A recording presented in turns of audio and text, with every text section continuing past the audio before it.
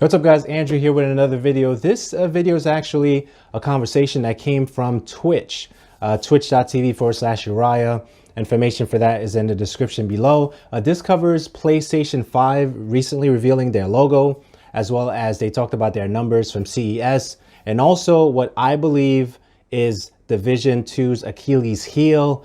They've been struggling with content and different things like that as it relates to leadership and all those things. So we'd love to hear you talk about that stuff in the comments below. We'll have all the information for that. So this video is going to be focusing on the PlayStation 5 stuff, as well as the some of the stuff from CES, as well as Division 2. This video was originally about an hour and 21 minutes. I decided to cut it in 15-minute chunks to share with you guys, so it's more intentional in its release. So there's probably like 3 or 4 parts to this video, this extemporaneous conversation that took place on Twitch first. And as far as Twitch is concerned, you can find that in the description below. And also Discord is there as well. So looking forward to hearing your thoughts and enjoy. PlayStation. I don't think anybody was surprised that this was the actual logo for PlayStation 5. That is not, I don't think that was news, but it is what it is. It is what it is. So they reveal that. So that was interesting. I think they also revealed a car or something like that. Vision S.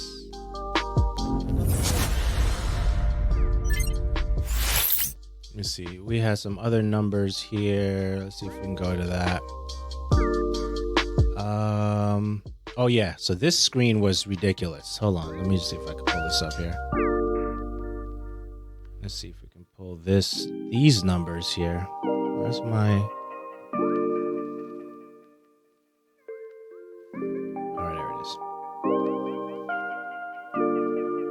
right, there it is.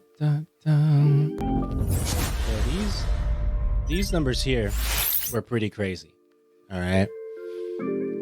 PlayStation 4, 106 million PlayStation 4 systems sold. That's insane. Seeing that was just like, wow. What happened? The music just stopped. My music? Play my music, man. What'd you do with my music?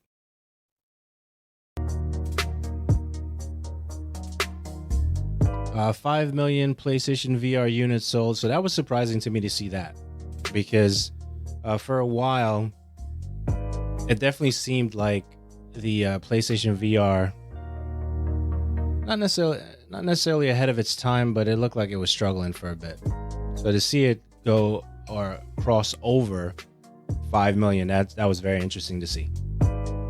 So there is that. Next number, you have 103 million monthly active users, which is insane. Which is absolutely insane. So I was trying to figure out if I was going to stay a PlayStation member, since I started doing most of my stuff on PC. I was like on the fence about that. So I was like, do I keep the PlayStation thing going, or do I? And for me, I didn't see the value of it where it would make sense for me to keep the PlayStation subscription while I was transitioning over to the PC. Even now, as I'm thinking about it, I'm like, do I consider bringing it back, or I don't know.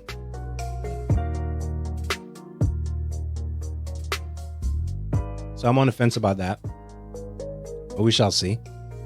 We shall see what we decide to do with that. 1.15 billion games sold for the PlayStation 4. Now, the thing about the PlayStation 4, one of the things I really appreciated, obviously the exclusive were good. And I just didn't know. So my thing now is, will we get the same games that we got on the PlayStation 4 and the PC? Especially the stuff from Naughty Dog. I'm not sure why the music is going in and out like that, but it's kind of weird. But I would love to see the Naughty Dog titles show up on PC, like Uncharted Lost Legacy. What else? All the Uncharted stuff, the collection itself, that would be good. The Spider-Man game was really dope, so would love to see that. That'd be amazing if we saw that. So it's there's a lot of games on the PlayStation. God of War would be good to see, but I don't know, man.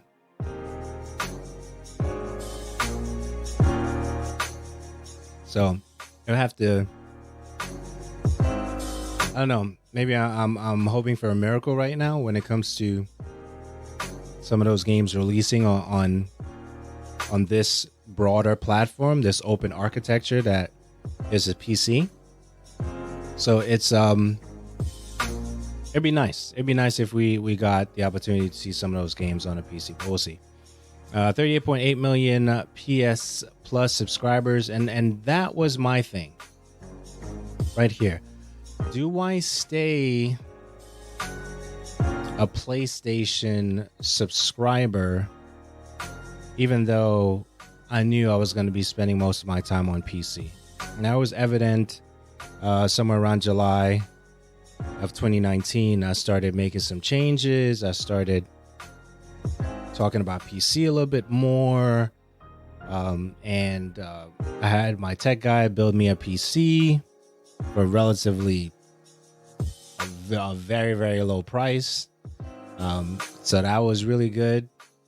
And I got a GTX 1060 sent to me, and the board was already here. Hard drive was already in place, all those things. So my PC was built within a matter of a week or two. And I think the real holdup was the fact that I was waiting for the case to actually show up. So once the case showed up, it was a wrap after that. We already had the C40 controller here. We already had the SCUF controller here, which I'm debating what I'm going to do with some of the hardware because they're just sitting around. So I have to figure out how to clean up or truncate some of this extra stuff just hanging around here. But 38.8 million PS Plus subscribers. Obviously, there's a lot of value there with the monthly free games that they release on a regular basis.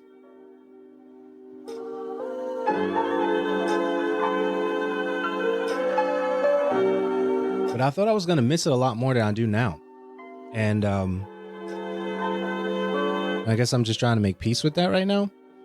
Because although I have the PlayStation here, I'm trying to figure out what game is going to make me play the PS4 right now. So you have the whole Division, let's just call it a situation. And it's a disappointing situation for me, really. Because in terms of the game launching, I think it was one of the smoother launches that we've seen in a while for gaming, for the gaming stuff. I think Apex was pretty smooth. Right, so I don't know if that can be really argued. Apex was a tremendous surprise for many. So there is that. But in terms of the ability to... Oh, I need to check Epic Games to make sure I don't need to claim any free games on Epic Store. Let's see. I know, it's all good, man. I'm just thinking about the gaming stuff, man. It's been a situation the last couple of years as it relates to certain games that we expect to perform really, really well.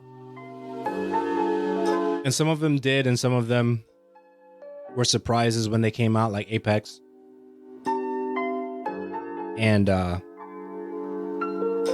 Division 2 is still trying to get back on their feet. So there is that. So when I think about like Division 2 or because as much as I love Destiny and love to talk about Destiny, and of course you have Cyberpunk coming out in April according to what is scheduled right now, right? It's scheduled for April, and hopefully they don't push it back. There's a lot of games that when you recall how excited we were when they came out, especially if that's your genre of play, Division 2 was one of the very clean releasing, marketing, advertising that we've seen in a long time. And for them to quote unquote fall the way they have,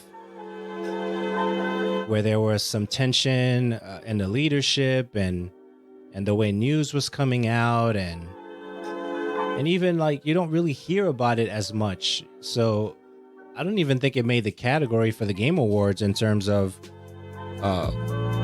best online game, ongoing category game for any award, because Destiny won that this year. Yeah, and it got dull really, really fast because the content wasn't a driver to push forward for the stuff that you would get. It wasn't enough, right? And when it did drop, it didn't feel like there was a value in it. At least, when you're looking at Destiny and stuff like that, they have the system set up in such a way where, the point system, although Division gives you all that information up front, so it could be overwhelming if you don't understand how all the stats work. But Destiny kind of started filtering out more of the stats in front of you, so you have a better understanding of how the game works, so you could appreciate it even more. But Division always had that up front. So now when you look at Destiny 2, you know that if you get a piece that drops, if it's 58 and up, it's a great piece. If it's anything lower than that, then it doesn't matter. You shouldn't even have to keep it. So you have that. But every single quarter, or every 3 months to 4 months, we have new stuff coming out for Destiny 2. And right now it seems like the whole community cares about the stuff that they're dropping, so there is that. But for the Division, I don't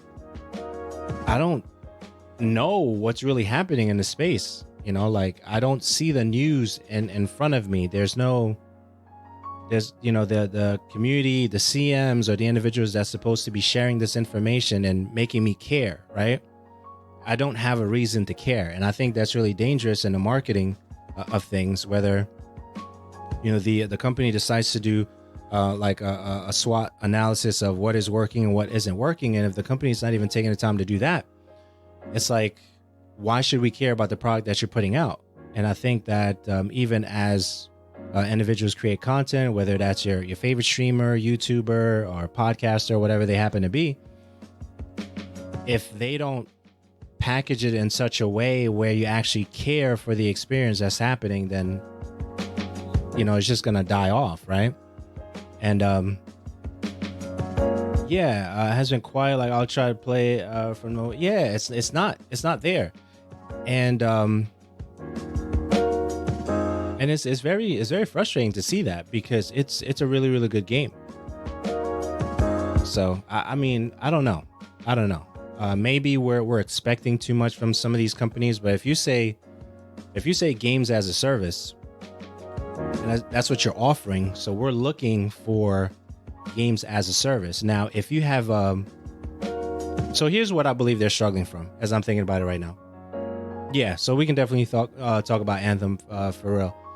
So here's what I think happened with Division 2, right? Because I think after a while, when you make a game so good, you forget that you're providing a service to the people that are playing it, right?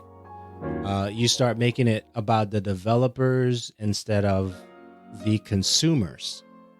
And I think what happened, my opinion, with Division 2 is that it seemed like the The focus was not on the consumer. And then when individuals were letting them know that your focus was in the wrong place, there was a backlash from the leadership about how we as consumers are telling them how to run their game. If I'm going to be spending $10 every 3 months or whatever, or $39.99 whenever you drop a big package,